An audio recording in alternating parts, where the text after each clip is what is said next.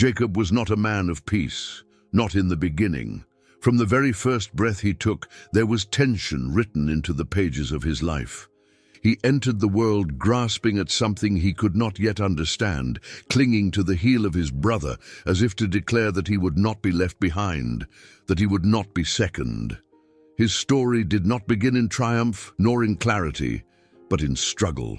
In a world already set against him, he became a figure of inner conflict, always reaching, always striving, always trying to prove something invisible to the world around him. There are lives that begin with gentle winds and quiet horizons, but Jacob's was not one of them. His was a storm of unmet longing, silent comparisons, and a desperate hunger for meaning. He was not merely a character on parchment, not simply a historical figure of an ancient lineage. He was a mirror, and still is, a reflection of the human soul in motion, restless and unresolved. In Jacob, we see ourselves, not always in the details, but in the pulse behind his decisions. We see the ache of wanting to be chosen, the burden of feeling unseen, the need to matter. He was born into a household full of noise and favor, but not for him. His brother Esau was the hunter, the strong one, the firstborn. Esau had the right of birth, the admiration of his father, and a simplicity Jacob could never possess. Isaac loved Esau. That love hung heavy in the air, like a sentence Jacob could never finish. Every boy needs the eyes of a father to settle his identity, but Jacob wandered in the shadow of another. He learned early that love could be something you reach for, but never quite touch. So he became clever, cautious, always calculating, always watching. From a young age, Jacob had questions written in his soul. Questions like, who am I when no one sees me? What is my worth if I have to trick someone to receive it? How do I matter if I am always second, always behind? These questions did not make him weak. They made him human. They made him dangerous too, not with violence, but with the sharpness of a mind that would not be forgotten. His life was marked by contrasts. He was soft where his brother was rough, still while his brother was wild. And in those contrasts, tension grew, not just between Jacob and Esau, but within Jacob himself. He wanted something deeper than a blessing. He wanted to be known. He wanted identity, not just titles. He wanted purpose, not just possessions. But in the absence of those gifts, he would settle for substitutes. A blessing stolen by deception, a birthright purchased with cunning. He would wear the skin of another just to feel for a moment like he belonged. And who could blame him? How many walk the earth every day doing the same, hiding behind crafted images, chasing praise, folding themselves into smaller shapes to be accepted, to be praised, to be loved. Jacob may have worn goat skins to deceive his father, but people today wear masks of confidence, success, even holiness to be seen. The ache has not changed. The human heart still wrestles with the fear of being unloved. The soul still reaches for identity in places that cannot provide it. Jacob's story begins with a wound, not a physical one, but an emotional fracture that bled into every chapter of his early life.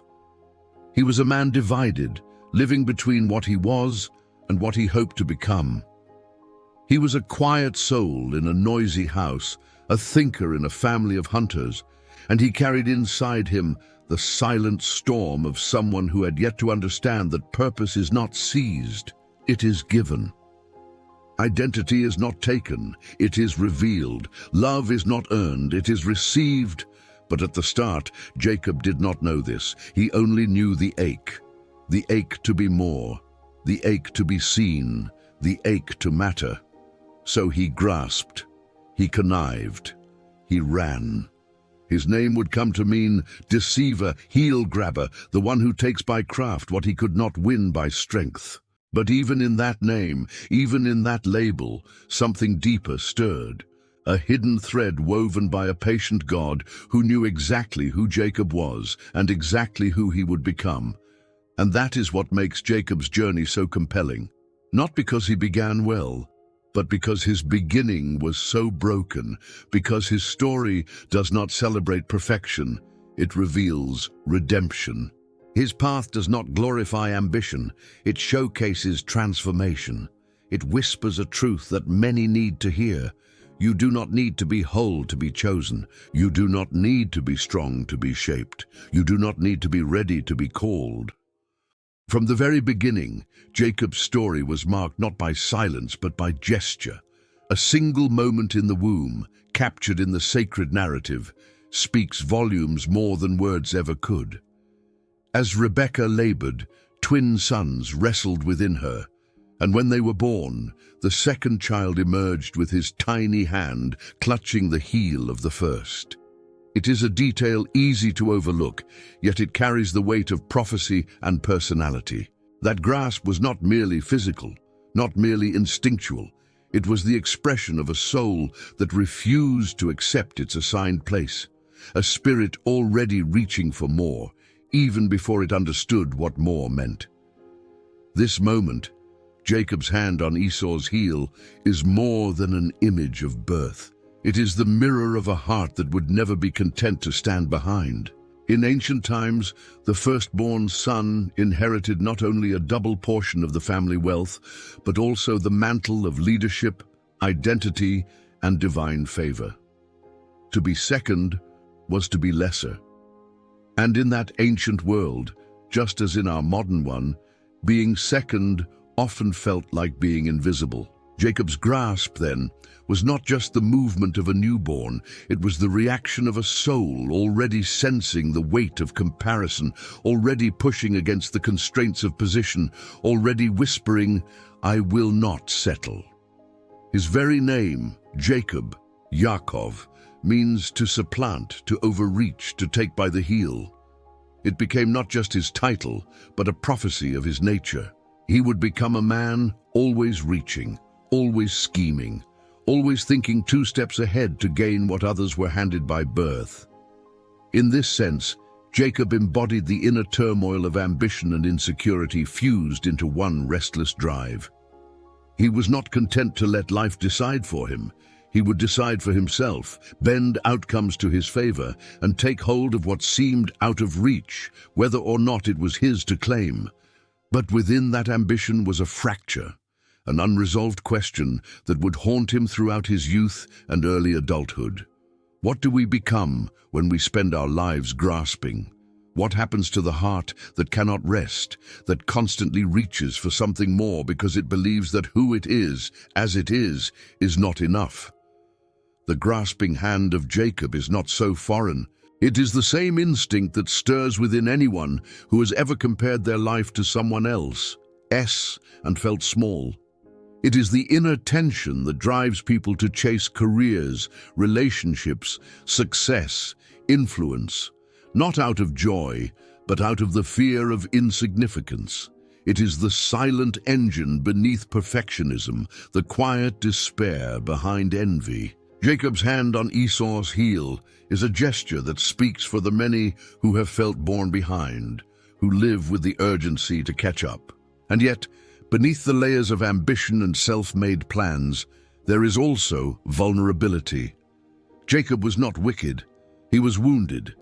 His nature, while cunning, was born out of a fear that he would be forgotten if he did not fight to be seen. The early chapters of his life are not painted in the brush strokes of rebellion for rebellion's sake, but in the tones of a soul that did not know peace. He was clever, yes, but also fragile, strategic, but deeply insecure. He did not grasp because he was greedy. He grasped because he was desperate. There is something profoundly human in this. Many today walk with the same spiritual posture. Hands constantly reaching, minds constantly spinning, hearts constantly calculating. How to gain favor, how to secure blessing, how to win the love that should have been freely given. We may not reach for heels, but we reach for attention, for control, for validation. And like Jacob, we often come up empty even when we succeed, because what we truly long for cannot be taken, it must be given. This desire to shape one's own destiny is not in itself wrong. God created human beings with imagination, drive, the capacity to dream and to act. But when ambition becomes a substitute for trust, and when the grasp becomes a replacement for surrender, the soul begins to wear down. Jacob did not yet know that God had already chosen him for a purpose beyond his comprehension. He did not yet see that his striving was not necessary to receive what God had already planned. So he continued to grasp, to reach, to take. The irony of Jacob's life is that his very striving often delayed the peace he sought. His name came to represent the internal conflict between trusting in God and relying on self. He wrestled not only with others, but with the fear that if he ever stopped striving, he would disappear. And yet, the invitation woven through his early years and through the stories of countless others is that surrender is not the loss of purpose, but the beginning of it. In many ways, God allowed Jacob to strive because the journey would ultimately strip him of the illusion that he was in control. It's not that God encouraged deception or manipulation, but that he knew the arc of Jacob's life would lead him to a place where grasping would no longer serve him. There is a sacred kind of exhaustion that comes to every soul that has tried for too long to hold everything together. When the hands finally open, not in defeat but in release, transformation begins. For now, Jacob was still the boy with the clenched fist, the young man chasing what he thought would define him. But behind the scenes, the hand of God was already moving, not to punish him, but to guide him. To take that restless energy, that fierce need to matter, and to shape it into something holy. The journey would be long and often painful, but the one who grasped would one day learn to trust. The deceiver would one day walk in truth. The one who manipulated outcomes would one day surrender to grace. But that day had not come yet. For now, Jacob's nature was still defined by the grasp, by the instinct to control, by the fear that he would never be enough if he simply waited. His story was still tangled in the very human belief that blessing is something to be seized, not received. And so he would continue to reach, to scheme, to pursue. And still, through it all, God remained near, not distant, not disapproving, but quietly present, waiting for the day when Jacob's hands would stop grasping and begin opening, waiting for the moment when Jacob would realize that surrender is not weakness, but strength, that to stop fighting for identity is not to lose it, but to finally receive it from the only one who gives it. The moment was simple, almost mundane. A man came in from the field, exhausted, breathless, undone by hunger. He smelled the aroma of lentils, the warmth of a stew simmering in the tent. His stomach growled, and his thoughts narrowed. In that moment, nothing else seemed to matter. Not legacy, not covenant, not even the weight of inheritance passed down from Abraham to Isaac, and now, unknowingly, waiting for him. All that mattered was the hunger. Esau, the firstborn, walked into that moment with nothing but appetite, and Jacob, quiet, watching, calculating, saw in that hunger an opportunity that would change the trajectory of both their lives. He was not holding a sword, but a bowl, not making a threat, but an offer, and with a single sentence, "Sell me your birthright." Jacob presented a transaction that seemed, on the surface, ridiculous. But Esau, wearied by the day and dulled by desire, responded not with discernment, but with dismissal. "What good is a birthright to me if I am dying of hunger?" That trade, sealed not with blood but with appetite, became one of the most sobering events in the biblical story. It revealed something deeper than family rivalry or cunning tactics. It exposed the spiritual blindness that can take root when physical needs scream louder than eternal truths. Esau was not dying, he was hungry. But in his hunger he exaggerated, lost perspective, and surrendered what was sacred for what was immediate. This is not merely a story about two brothers. It is a story about every human soul that has ever exchanged something eternal for something temporary. There is something within human nature that often underestimates the value of what we already possess, especially when the pressure of the moment clouds our judgment. Esau had the birthright. It was his by order of birth, by tradition, by divine appointment.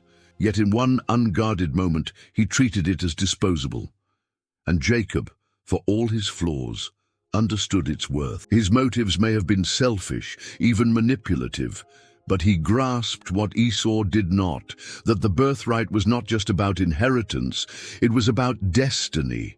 It was a sacred thread connecting him to the covenant of God, to promises that would stretch beyond time, affecting nations, shaping history. Where Esau saw only his empty stomach, Jacob saw a door into the divine. Esau's mistake was not just in what he gave up, but in how little he valued it. His words, "I am about to die," were not rooted in truth, but in exaggerated urgency. That urgency made the eternal seem irrelevant. It dulled his spiritual perception and elevated his appetite to godlike status. In that moment, hunger ruled him, and the sacred became invisible. But it is not only Esau who reveals something of the human condition. Jacob, too, exposes a different kind of brokenness. He did not force Esau's hand, but he exploited a weakness. He used another's vulnerability for his own gain. In doing so, he demonstrated a truth often left unspoken, that people can hunger not only for food, but for validation, power, and control. Jacob hungered, not with his stomach, but with his identity. He wanted what he was not given, and he would use whatever means necessary to obtain it. This makes the moment not just about a stew or a birthright, but about two different types of hunger. One physical, intense but fleeting. The other emotional, subtle but enduring. Both brothers were starving but in different ways. Esau's hunger screamed, Jacob's whispered, and both allowed their appetites to shape their actions with consequences far beyond the tent. The story echoes in every generation. The question it asks is not only what are you hungering for, but what are you willing to trade for it? What sacred thing have you devalued because it did not seem urgent at the time? What promise have you set aside for the comfort of the moment? And perhaps more importantly, how often do we even realize the significance of what we hold until it is gone? Scripture later describes Esau as godless, not because he committed crimes, but because he treated something holy as ordinary. That, in itself, is one of the greatest spiritual dangers, not overt rebellion, but quiet disregard. When the soul grows numb to the weight of sacred things, when spiritual birthrights are treated like spare change, and when God's invitations are exchanged for distractions, the loss is rarely immediate, but always deep. And yet, even in this sobering exchange, there is a whisper of hope. Because while the story begins with a trade, it does not end there. Jacob's journey will unfold. Esau's heart will not be abandoned, and the God who sees all things remains faithful even when people are not. What was lost in a moment can still be touched by grace in time. But the lesson remains. Not all hunger is worth feeding, and not every craving should be answered. He had the birthright, though not yet the blessing. But in taking it the way he did, he added weight to the burden he already carried. He would spend years running, not only from Esau, but from the reality that gaining something by grasping always leaves residue on the soul. The cost of impatience is not always visible immediately, but it accumulates and eventually demands to be reckoned with. There are roads we walk by choice, and there are roads we walk because there is no other way forward.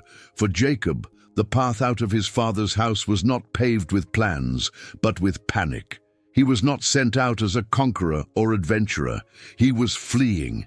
He had deceived his blind father, stolen a blessing through trickery, and now carried a weight that no spoken word could lift. His brother Esau, once a rival in the womb and now an enemy by oath, burned with fury. The vow was simple but deadly. Esau would wait until their father died, and then he would kill Jacob. That promise was not empty. It rang with the kind of rage that does not cool with time. So Jacob ran, not toward a destination, but away from danger. He left behind the familiar fields of home, the voice of his mother who had urged him to flee, and the fractured blessing he had snatched through disguise. What he carried with him was not just fear, but guilt, confusion, and the growing awareness that the life he had so carefully calculated was unraveling in his hands. For all his cleverness, he had not foreseen the cost. He had wanted the blessing, but not the burden that followed it. He had craved the future, but now was trapped in a present that felt like exile. The road stretched before him, barren and uncertain. There was no triumph in his steps, only exhaustion. Each mile took him further from everything he knew, but not from what he felt. Guilt has a way of lingering. It follows like a shadow, whispering doubts even in silence. And Jacob, though outwardly in motion, was inwardly unraveling. His name still meant deceiver. His path was still unclear. His heart was still divided. And though his feet moved, his soul had not yet found a place to rest. Night eventually overtook him, as it does to all who walk in weariness. The sun fell behind the horizon, and with no shelter, no companions, and no assurance of safety, Jacob found a stone to use as a pillow. It was a symbol of how low he had fallen, not only materially, but emotionally. He who had just secured the blessing of the firstborn now slept alone under the open sky, with only the cold ground to cradle his head.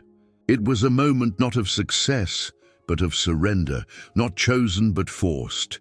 And it was precisely there, in that place of vulnerability, in the silence of isolation, in the weight of guilt and the terror of the unknown, that God chose to speak. Jacob did not ask for a vision. He did not seek a revelation. He had not offered a prayer or performed a ritual. He simply slept, too tired to resist, too empty to strive. And in that sleep a dream came, not of revenge or regret, but of heaven. He saw a ladder, a staircase reaching from the earth where he lay all the way into the sky. And on it were angels, ascending and descending, moving between the realms as if the veil between heaven and earth had been drawn back for a moment to show him what was always true, that God was near. At the top of the ladder stood the Lord, not distant, not condemning, but speaking. The voice did not rebuke Jacob. It did not recount his failures or remind him of the deception he had committed. Instead, the voice renewed the covenant. The same promise given to Abraham and to Isaac was now spoken over Jacob, the fugitive, the fraud, the fearful soul sleeping in the wilderness. God did not wait for Jacob to repent before speaking. He did not demand restitution before reassurance. He simply spoke identity into the chaos, blessing into the brokenness, future into the fear. It was a declaration not just of inheritance, but of presence. "I am with you," the Lord said. "I will watch over you wherever you go. I will not leave you." These were not casual words. They were a lifeline to a soul on the brink of despair. In a single dream, Jacob was reminded that while he had run from his home, he had not run from God. The path of the fugitive had become the place of divine encounter, and when Jacob awoke, something had shifted. The land was the same. The stone was still beneath his head. The threat from Esau still loomed behind him. But Jacob's awareness had changed. "Surely the Lord is in this place," he whispered, "and I did not know it." He named the place Bethel, house of God, not because of its beauty, but because of its revelation. He had met God in the wilderness, not the sanctuary, in the middle of flight, not the center of peace. And it is there, in that realization, that something begins to stir in Jacob's heart, something that all his grasping had failed to secure. Awe. That encounter at Bethel was not yet a full transformation. Jacob still had much to learn, many years to walk, and more wrestling to come. But it was the beginning of something different. For the first time, he saw that God was not only the God of his fathers, but a God who saw him, who met him in exile, who spoke to him in the silence of shame. Jacob made a vow in response, offering a promise that if God would continue to be with him, then the Lord would be his God. It was a small step, perhaps, but it was genuine. A heart beginning to awaken. A fugitive learning that even when running from consequences, one can still run into grace. Jacob's road was not one of triumph or certainty, but it had become sacred. Not because he walked it well, but because God met him on it. This truth echoes far beyond Jacob's time. So many walked their own roads of escape, fleeing mistakes, regrets, broken relationships, shameful choices. They carry with them the weight of things they cannot fix, the fear of what lies ahead, and the deep loneliness of having outmaneuvered everyone except themselves. And yet it is often on those very roads, where direction seems lost and hope feels thin, that God chooses to speak. Not in judgment but in mercy, not with a spotlight but with a ladder, an invitation to see that heaven is not distant and grace is not reserved for the perfect. The fugitive's road, though born in brokenness, becomes the place where divine presence interrupts human despair. And that is what makes it holy. The night at Bethel was not marked by thunder or fire. There were no crowds, no witnesses, no prophetic declarations shouted from mountaintops. Instead, there was a man alone with a stone and a sky heavy with stars. Jacob had fallen asleep in weariness, his body burdened by the road, and his heart crowded by uncertainty, and yet it was in this solitude that something eternal broke through. The dream he received was not an illusion born of fear, nor a product of the mind, retreating into memory. It was a revelation, a vision that lifted the veil between earth and heaven and exposed a mystery that had always been there, though hidden to the natural eye. He saw a ladder stretching from the earth beneath him to the heavens above. It was not abstract. It was not symbolic in the moment. It was a structure connecting two worlds. On this ladder, angels moved up and down, not just descending from heaven, but also ascending from the ground, as if to say that the divide between the sacred and the ordinary was not as vast as it seemed. There was movement, interaction, divine traffic between the unseen and the seen. Jacob, the fugitive, the deceiver, the man with a stone for a pillow, was now lying at the threshold of heaven's gate. And though he had done nothing to earn the encounter, heaven had come to find him. The image of the ladder, or staircase depending on translation, is more than visual poetry. It is theological depth placed in a dream. In ancient times, ladders or stairways were symbols of connection between the divine realm and the human world, often associated with temples or high places. But Jacob was not in a temple. He was not performing a sacrifice. He was not following ritual. He was lying on the ground in fear and failure, which made the vision all the more powerful. God did not wait for Jacob to ascend. He brought the revelation down to him. This was the language of grace before the term had ever been spoken aloud. It was divine initiative, unearned and unexpected. God was not waiting for Jacob to climb his way back to righteousness. He was showing Jacob that the way was already open. Heaven was not closed. The distance between the sacred and the sinner was not infinite. It was bridged, not by human merit, but by divine mercy. Jacob's ladder was a declaration. God was involved, present, and near. And then the voice came, not from the base of the ladder, but from its heights. It was not a voice of accusation. It did not speak condemnation or remind Jacob of the deception he had just committed. It spoke promise, identity, legacy. The same covenantal words spoken to Abraham and Isaac were now being extended to Jacob. He was being drawn into a lineage he had tried to steal, but which God had already intended to give. The promise of land, descendants, and blessing echoed over the fugitive's head, but even more so, the promise of presence. "I am with you," the voice said, "and I will watch over you wherever you go." Those were not casual words. They were anchoring truths, planted in a heart adrift. For Jacob, this changed everything, not because his circumstances suddenly shifted, but because his perception of reality was altered. He had believed himself alone. He had believed that his choices had isolated him, that his path was now carved out by consequence rather than calling. But here, on the bare ground of nowhere, he discovered that God had not left. The God of his fathers was not confined to tents or altars.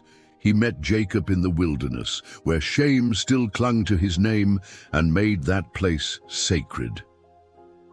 Centuries later, Jesus would speak of a similar vision, referencing this very scene when he told Nathanael in the Gospel of John that he would see heaven open and the angels of God ascending and descending on the Son of Man. In saying this, Jesus declared himself to be the true ladder, the ultimate connection between heaven and earth. Jacob had seen a structure. Christ would become the fulfillment of that structure.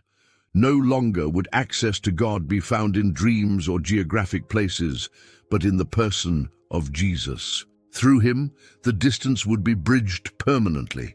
Through him, the presence of God would dwell not only in temples, but in human hearts. This connection matters because it affirms that divine encounters are not reserved for the perfect. Jacob had not prayed for the dream. He had not fasted or sought revelation. He was, by every human standard, unworthy. Yet the dream came, and with it, an awakening to the reality that God's grace is not tied to our performance. The movement of heaven toward earth is not earned by effort, but extended through mercy. When Jacob woke, the dream still echoed in his soul. The stone beneath his head had not changed, but the meaning of the place had. He said with wonder and reverence, "Surely the Lord is in this place, and I was not aware of it." That phrase reveals the shift not in location, but in awareness. God had been present all along. Jacob simply had not seen it. This is often the case for many, walking through days filled with noise and routine, missing the quiet nearness of God because the soul has grown too busy or too burdened to notice. The place he called Bethel, House of God, was not chosen for its beauty. It had no pillars, no altars, no priestly garments. It was sacred because God had chosen to speak there, and that became the truth that carried Jacob forward. The dream did not erase the consequences he would face, nor did it instantly change his character. But it gave him something he had lacked since the beginning: assurance. Not assurance that life would be easy, but assurance that he was not alone. For the wanderer, the dream was a compass. For the deceiver, it was a promise. For the soul that had tried to force its way into blessing, it was a reminder that true blessing flows from divine choice, not human schemes. And for the heart that had always grasped to find its worth, the vision was a whisper that worth is not found in the climb, but in the connection. Jacob arrived at Laban's house not as a conqueror returning home with blessing secured, but as a man in flight, carrying within him a promise he could not yet understand, and a name that still bore the weight of deception. He had fled with urgency, sought refuge in his uncle's household, and for a time it may have seemed that his journey had reached a place of rest. But what appeared on the surface to be a season of stability quickly revealed itself as the beginning of another kind of testing, one not marked by wilderness, but by waiting, not shaped by fear of death, but by the slow chisel of disappointment, delay, and unmet desire. The house of Laban would become for Jacob a school unlike any he had ever known. It was not a place of study in the conventional sense, but of spiritual refinement. The lessons would come not through scrolls and teachings, but through betrayal, repetition, toil, and the sting of being on the receiving end of the very tactics he had once used against his own father and brother. The deceiver, who had so precisely orchestrated his brother's loss of both birthright and blessing, was now entering a world where manipulation was not a momentary strategy, but a constant atmosphere. Laban, his uncle, was not a man of transparency. He was shrewd, watchful, and always aware of what could be gained from each relationship. He welcomed Jacob, yes, but not without calculation. And Jacob, still operating in the reflex of self-reliance, saw in Laban's house not just protection, but opportunity. His eyes fell upon Rachel, Laban's younger daughter, and for the first time, Jacob's schemes gave way to something purer, though still incomplete, a deep, genuine love that softened the edges of his ambition. He offered to work for 7 years in exchange for her hand in marriage, and the text tells us that those years seemed to him but a few days because of his love for her. But love, however sincere, would not shield Jacob from the shaping hand of God. On the night he expected to marry Rachel, he instead awoke beside Leah, the elder daughter, veiled by custom and concealed by Laban's deception. The very thing Jacob had once done, taking what was meant for another by the cover of disguise, had now been done to him. It was not poetic justice, but divine instruction. Jacob was not being punished, he was being reshaped. This reversal was not a single moment of irony. It marked the beginning of a long season in which Jacob would be forced to labor under someone else's control, with outcomes he could not fully determine. Laban's constant shifting of wages, his strategic manipulation of Jacob's growing household, and the emotional complexity of being bound to 2 sisters in marriage. All of it formed a pressure that tested not Jacob's cleverness, but his capacity to endure, to submit, and to wait. Years passed in the fields of Haran, where Jacob tended flocks that were not his, grew wealth that was not fully his, and raised children in a home filled with rivalry, longing, and fatigue.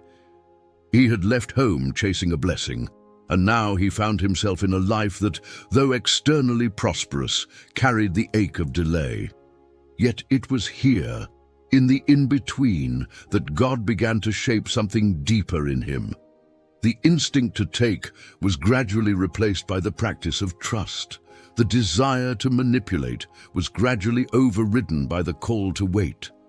Jacob was being taught not just to lead a family, but to become a man who could carry the weight of the promise spoken over him at Bethel. The school of Laban was not only about justice served or irony fulfilled. It was about forming a man who could no longer rely solely on himself. In this place of constraint, Jacob learned patience, not the passive kind that waits in silence, but the active endurance that continues in faithfulness even when reward seems distant.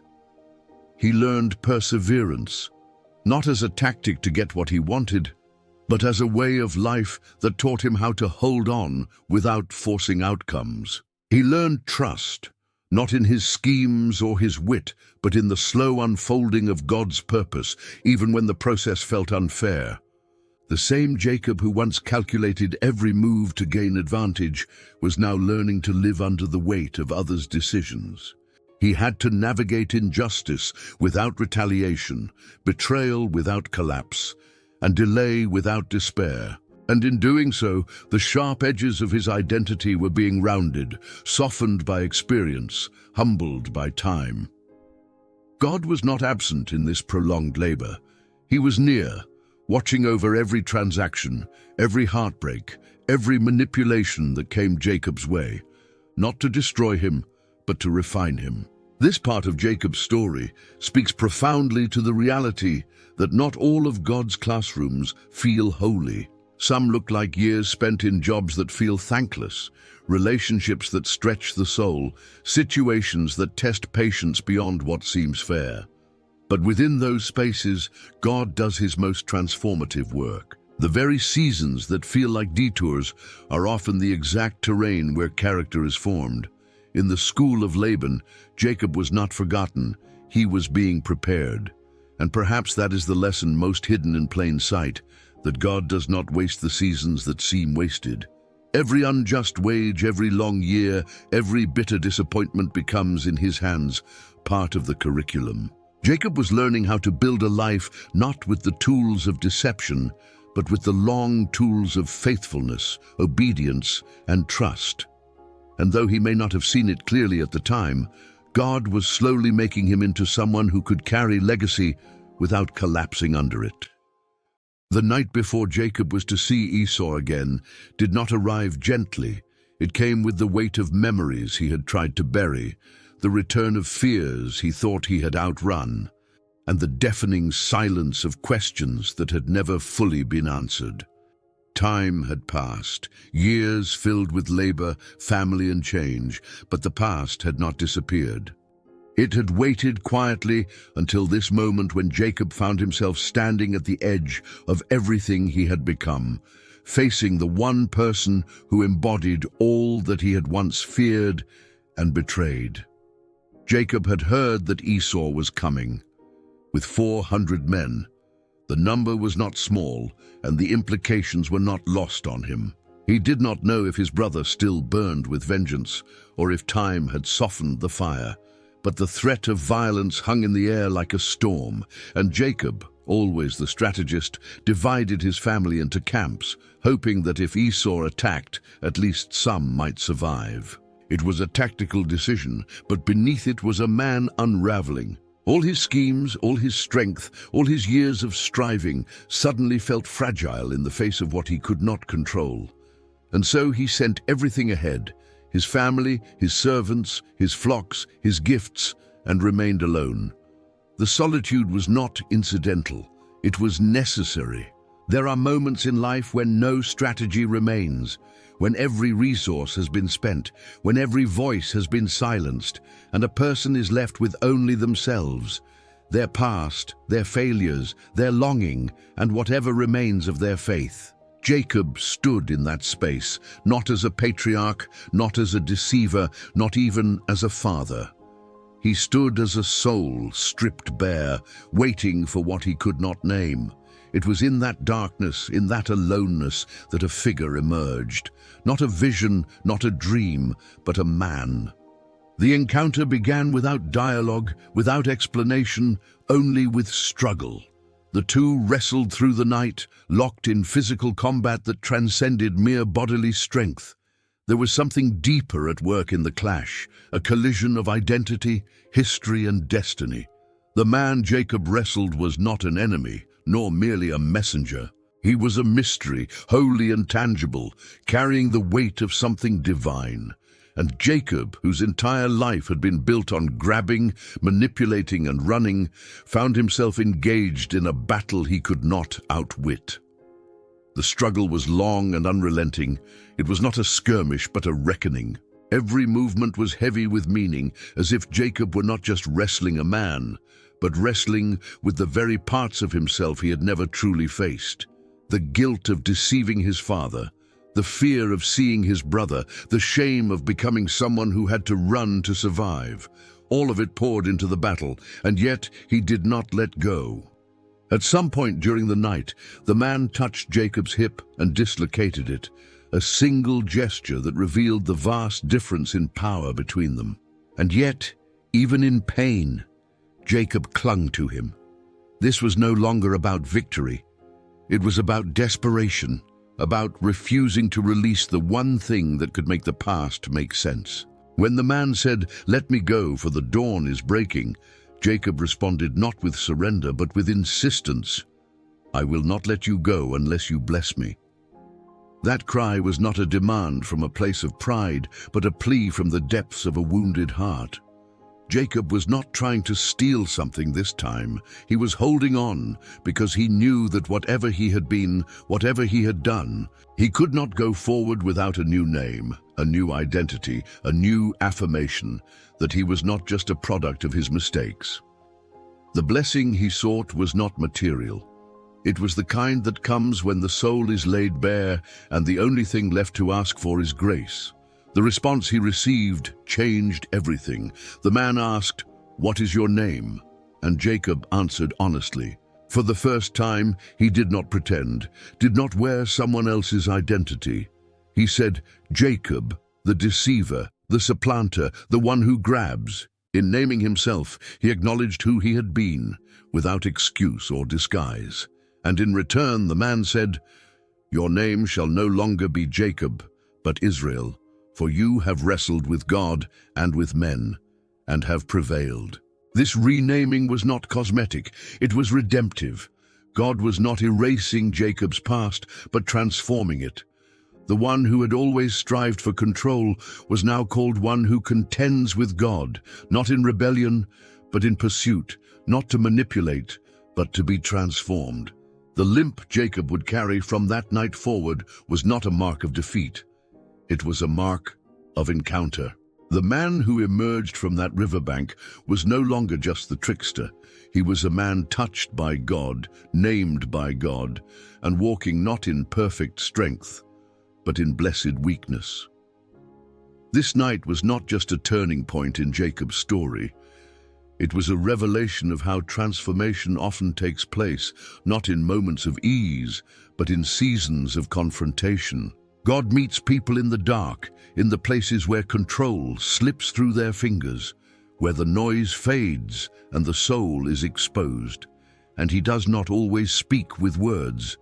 Sometimes he wrestles, not to destroy, but to refine, not to overpower, but to bring us face to face with ourselves, and then face to face with him. Jacob's wrestling is the wrestling of all who have lived with regret, who have worn masks to be accepted, who have run from consequences and feared their own past. It is the wrestling of those who finally stop running, not because they have found peace, but because they have reached the end of their strength. It is in that place, that honest place, where God meets them, not with condemnation, but with a blessing that can only come after surrender. When dawn broke over the quiet banks of the Jabbok, the light did not fall on the same man who had entered the night alone. The figure who limped into the morning mist bore the evidence of a struggle that no one else had seen, a battle fought, not with weapons, but with the soul, not against an enemy, but with the very presence of God. Jacob, now Israel, was not merely injured, he was altered.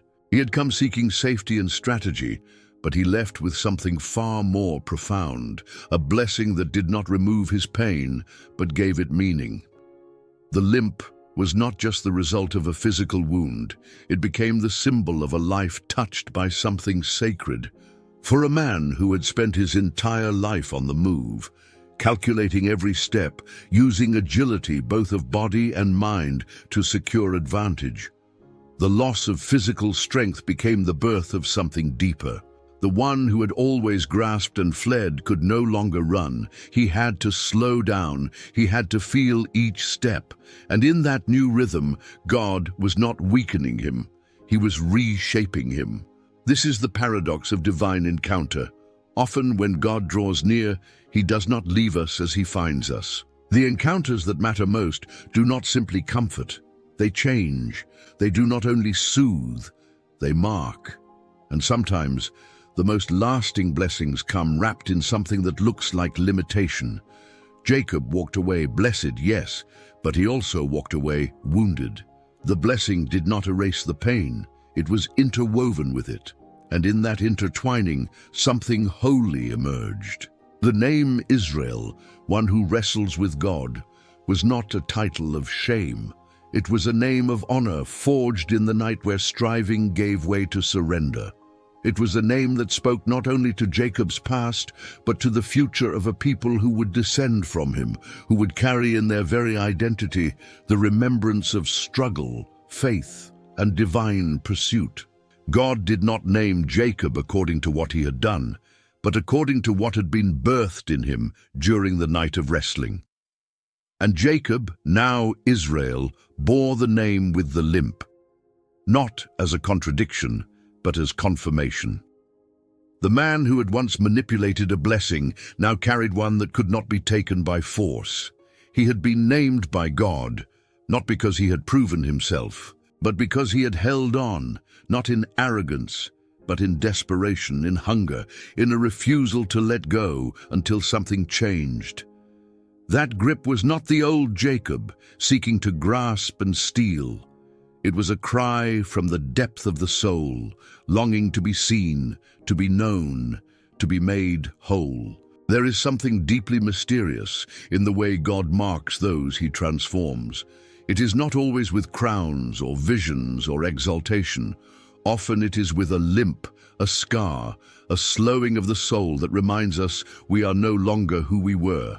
The limp does not disqualify, it qualifies. It speaks to an encounter that cannot be explained away. It reminds us that intimacy with God is not sterile or tidy. It is a fire that refines, a hand that wrestles not to destroy, but to reveal. For Jacob, the journey forward would still be full of challenges. He would still meet Esau. He would still face family tensions and personal trials. But from this moment onward, everything would be touched by what had happened beside that river. His limp would go with him into every tent, every conversation, every decision.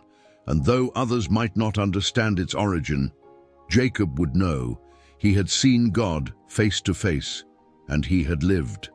This experience echoes through the lives of those who encounter God in their own dark nights. The moments that bring transformation are rarely easy. They are often laced with grief, with surrender, with pain that cannot be dismissed. But in that pain, there is also blessing. In that surrender, there is a new identity.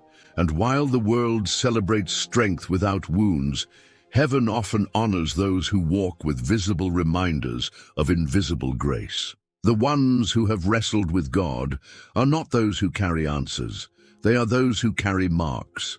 They speak differently, walk differently, see differently.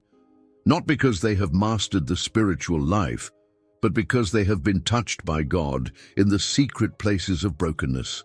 They have held on when letting go would have been easier. They have clung to promise when proof was absent. They have walked forward not in perfection, but in transformation. And Jacob, limping across the early morning landscape, was now one of them. Not the same man who had once tricked a blind father or fled a furious brother. Not the clever boy reaching for what did not belong to him. But a man who had stopped running long enough to be undone, and in being undone, had been made whole. The sun rose not only over a changed man, but over a moment that had been waiting for decades to unfold. Jacob, now marked by both a new name and a limp, moved forward with a posture he had never known before. For the first time, his journey was not motivated by fear or ambition, but by obedience and readiness. He no longer schemed, he no longer ran. He approached his brother not as a competitor, not as a man angling for advantage, but as someone prepared to face the consequences of his past with humility and courage. It was not the strength of strategy that carried him forward. It was the strength of surrender. As he looked into the distance and saw Esau approaching with 400 men, every possible scenario must have run through his mind. There was still no guarantee of peace. Jacob did not know if time had healed Esau's wound or merely concealed it beneath the armor of time. And yet, instead of hiding or sending others in his place, Jacob bowed to the ground 7 times as he approached. These were not mere gestures of politeness, they were acts of repentance and deep reverence. Jacob, who had once clothed himself in Esau's garments to steal a blessing, now uncovered his heart to offer himself in vulnerability. What followed could not have been scripted or forced. Esau ran, not with sword drawn, not with vengeance burning, but with arms wide open. The older brother who had once sworn death upon Jacob now threw himself upon him, embraced him, and wept. This reunion reveals something profound about reconciliation. It does not begin with justice, but with mercy. Esau had every reason to remain hardened. He had lost his birthright, his blessing, his trust. But somehow, in ways that Scripture leaves largely unspoken, Esau had released the offense. Whether through time, personal growth, divine prompting, or quiet resignation, he chose forgiveness over revenge. And in doing so, he became an agent of God's healing, not just for himself, but for the brother who had wronged him. Jacob too was transformed in this encounter. When Esau embraced him, Jacob said, "To see your face is like seeing the face of God." These were not empty words. Jacob had just come from a night of divine wrestling where he had seen God and survived. Now, in Esau's forgiveness, he encountered something just as holy, the face of grace in human form. For Jacob, this was not only a reunion with his brother, it was a revelation of the kind of healing only God can orchestrate. Jacob offered gifts, an expression not only of cultural protocol, but of genuine repentance. Esau, at first refusing, eventually accepted, not because he needed the wealth, but because receiving the gift became part of the healing. In that act, the circle closed. What had been taken by deceit was now being released through generosity. What had begun in rivalry ended in reunion. This story does not offer an idealized vision of reconciliation. It does not pretend that all family wounds are easily healed or that forgiveness is without cost. But it does show that even the most damaged relationships are not beyond God's reach. He is not only the transformer of individuals, but the restorer of broken bonds. He does not merely heal hearts in isolation. He builds bridges where walls once stood.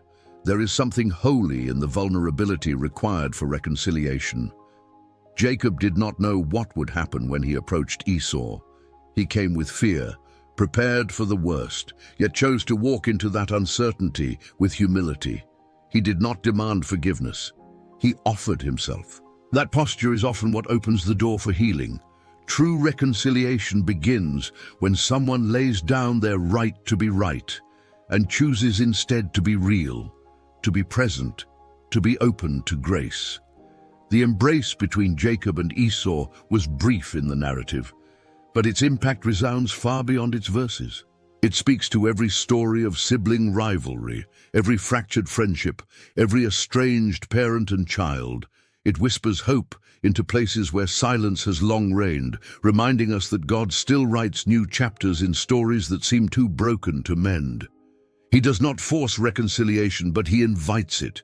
He prepares the hearts, arranges the moments, and breathes grace into the space between. Many walk through life carrying wounds that were never addressed, relationships that remain suspended in silence. Some have fled from difficult conversations, others have hardened their hearts to avoid further pain. But Jacob's story shows that no matter how much time has passed, no matter how deep the offense, the possibility of healing is not lost. It may not come quickly, it may not come easily, but when it comes, it bears witness to something eternal. That mercy is stronger than memory, and that love has the power to mend what pride has broken. The God who wrestled with Jacob in the night is the same God who softened Esau's heart in the day. He was present in the solitude and in the embrace, in the pain of transformation and in the joy of reunion. He did not erase Jacob's past, but he redeemed it thread by thread until even the most bitter chapter became part of a larger testimony. That is what reconciliation does. It does not pretend the wound never happened. It testifies that healing did.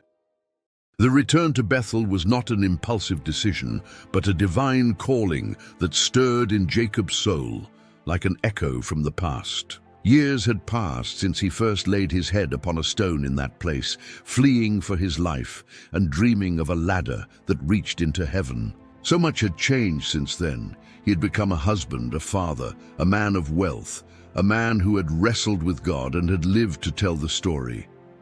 But while outward prosperity had marked his journey, inward stillness had often eluded him.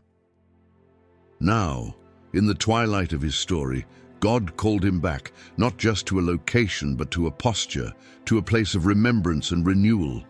Bethel was more than a geographical point on the map. It was a threshold between who Jacob had been and who he had become. It was the place where fear had once met promise, where loneliness had been interrupted by vision, where the silence of the wilderness had been pierced by the voice of the divine. Returning there was not about nostalgia, it was about covenant. God was calling Jacob to revisit the ground of his first encounter, not to relive it, but to complete it. But before Jacob could return to Bethel, there were preparations to make. He did not rush the journey. He understood, perhaps more deeply than ever, that holy places require holy hearts. He called his household together and instructed them to put away their foreign gods, to purify themselves, to change their garments. These were not mere cultural acts, they were declarations. Jacob was leading his family not just through the land, but through repentance. The idols that had accumulated in the years of wandering had to be buried. The distractions had to be laid down. If Bethel was to be more than memory, it needed to be met with reverence. As they journeyed, the fear of surrounding peoples melted away. God, who had called Jacob back to Bethel, also covered him with divine protection. The terror of the Lord fell upon the cities around them, not as judgment but as a shield. Jacob was not returning in weakness. He was returning in the strength of obedience, surrounded by the same presence that had once appeared to him in a dream and had never left. When they arrived, Jacob did what he had vowed to do all those years ago. He built an altar. It was not the act of a young man seeking security. It was the worship of a man who had seen too much to doubt. The altar at Bethel became the testimony of a journey that had come full circle, not just geographically, but spiritually. Here stood a man who had deceived his way into a blessing, wrestled his way into a new identity, limped his way into reconciliation, and now bowed his way into worship. At Bethel, God appeared to him again, and this time the encounter was not filled with mystery, but with affirmation. God reaffirmed the name Israel, as if to remind Jacob that the transformation had not been a passing moment, but a permanent shift. He repeated the covenantal promises: descendants, nations, kings, and land. Jacob was no longer a man trying to secure a future by human means. He was now a vessel shaped by divine process, able to receive without grasping, able to trust without fleeing. This return to Bethel was not only a personal renewal, it was a generational statement. Jacob was not the only one being marked by this return. His children, his household, were witnessing a man anchoring his story in the faithfulness of God.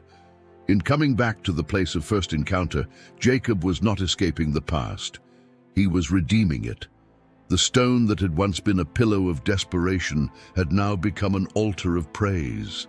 What had once been a place of fleeing was now a place of covenant. What had begun in fear was now sealed in worship.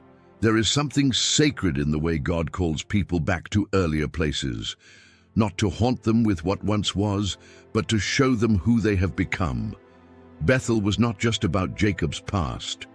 It was about his present and his future. It was the confirmation that God had been faithful through every twist in the road, through every delay, every heartbreak, every silent year.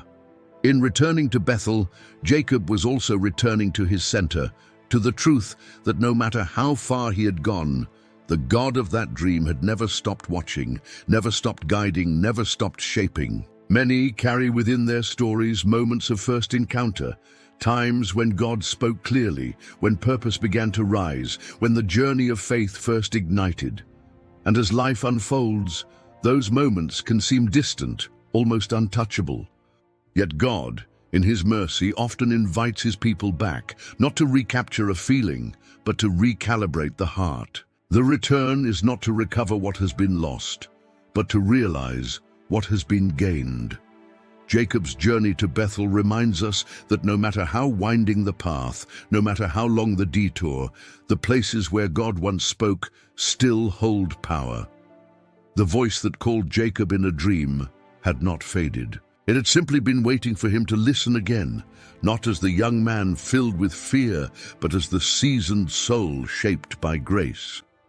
In the latter chapters of Jacob's life, the intensity of personal striving gradually gave way to the weight of legacy. He was no longer only the man who had fled, wrestled, and returned. He became the father of a growing nation, the patriarch whose life, once fractured by deception and fear, now served as the root from which 12 distinct lines would grow. His journey had been marked by struggle, his household by rivalry, yet through all the tension and imperfection, God was at work, weaving a story far greater than any one man could hold. What began as a personal transformation now expanded into generational significance.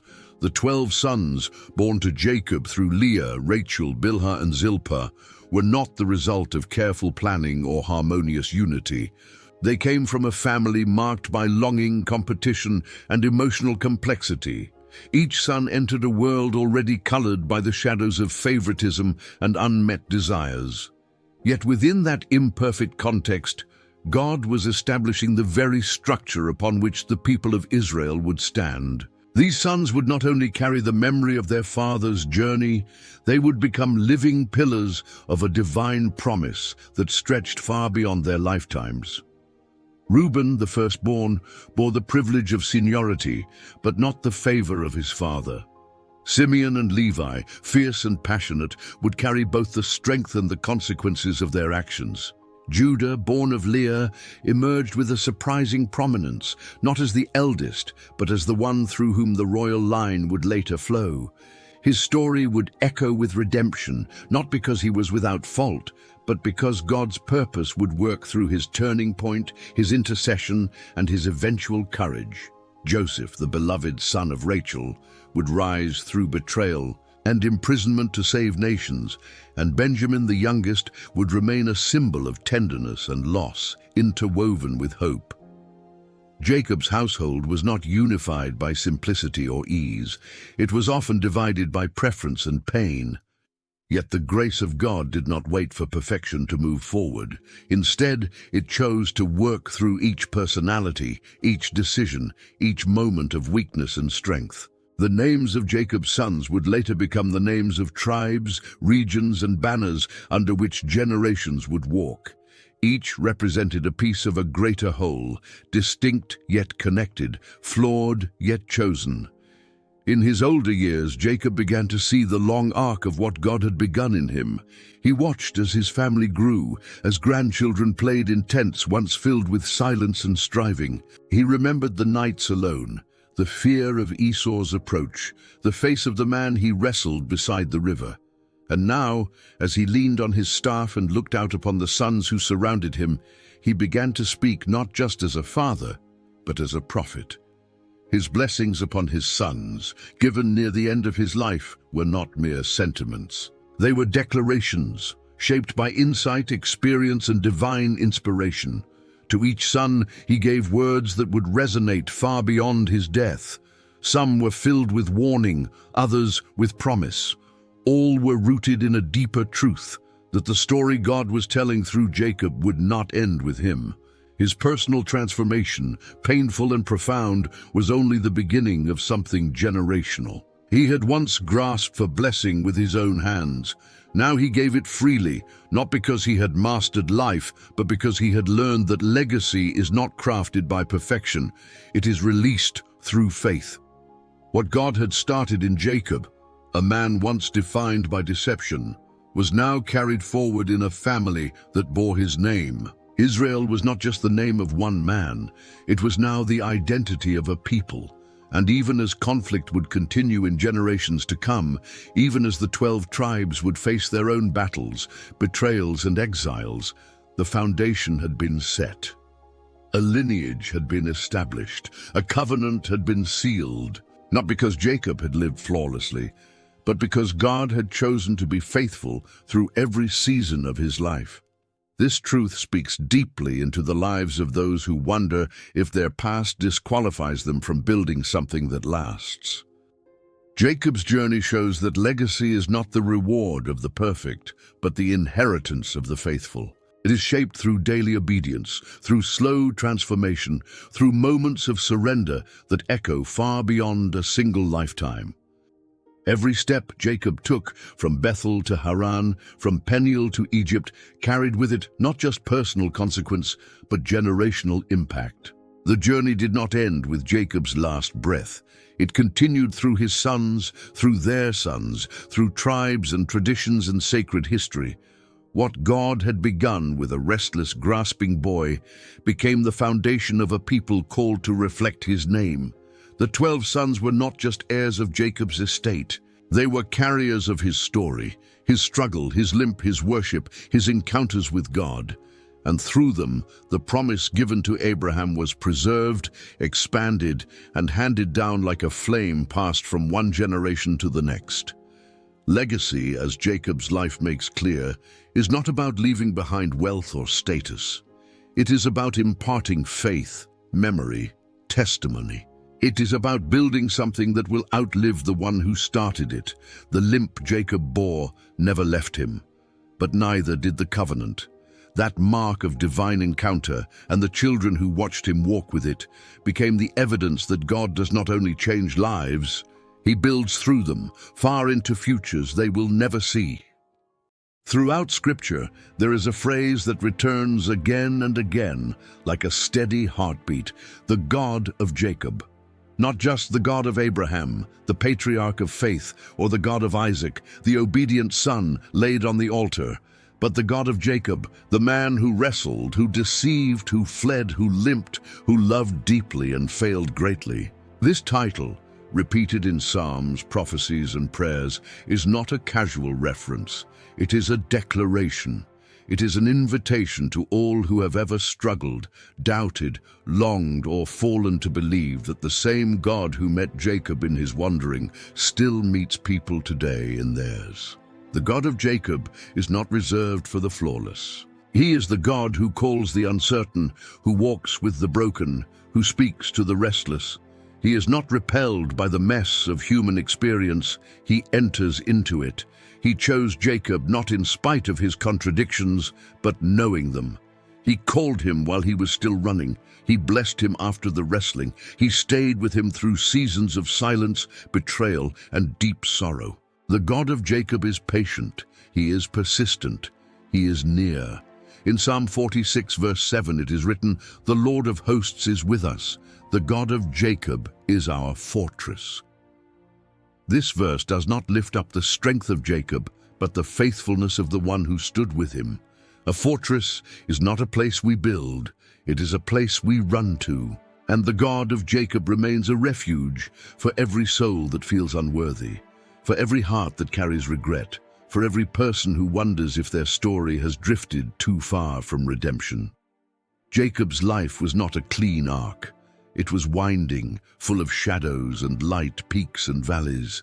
He did not arrive at wisdom all at once. He grew into it through hardship, through delay, through revelation and repentance. And this, perhaps more than anything, is what makes his story so compelling. It is real. It is human.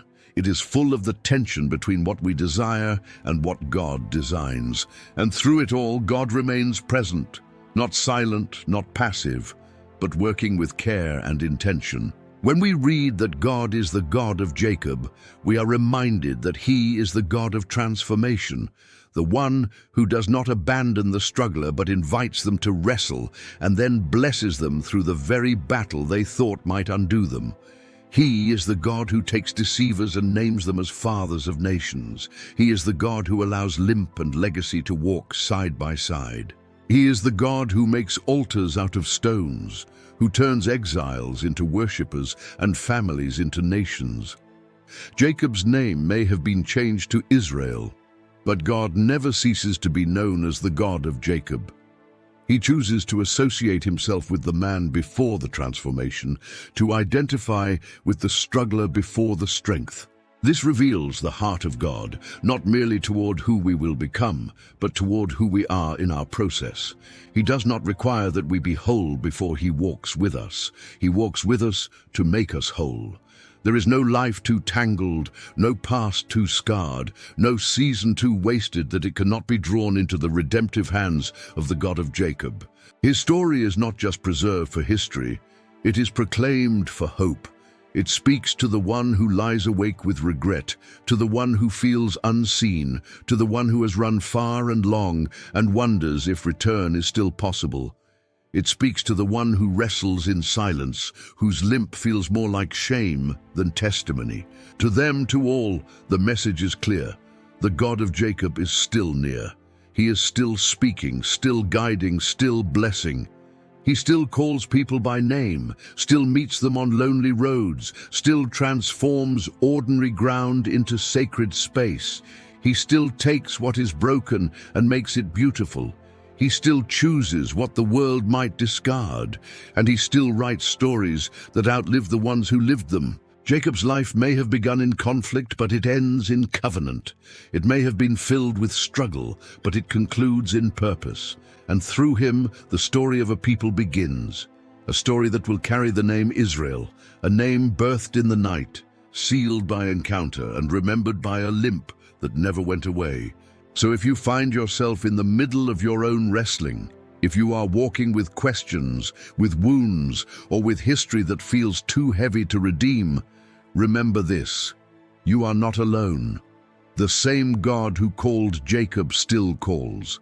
The same God who wrestled with Jacob still wrestles, not to defeat you, but to shape you. And the same God who blessed Jacob still blesses those who will hold on through the night and refuse to let go without his touch. This is the God of Jacob. This is the hope for every struggler. This is the promise that transformation is not just possible, it is inevitable when God is the one writing your story. If this message spoke to your heart, we invite you to subscribe to our channel so you never miss another video. Like this video to support our work, and if you feel led, share your thoughts in the comments. We'd love to hear your reflections. And most of all, share this message with someone who needs it today. Let the story of Jacob reach another heart. Let the hope continue.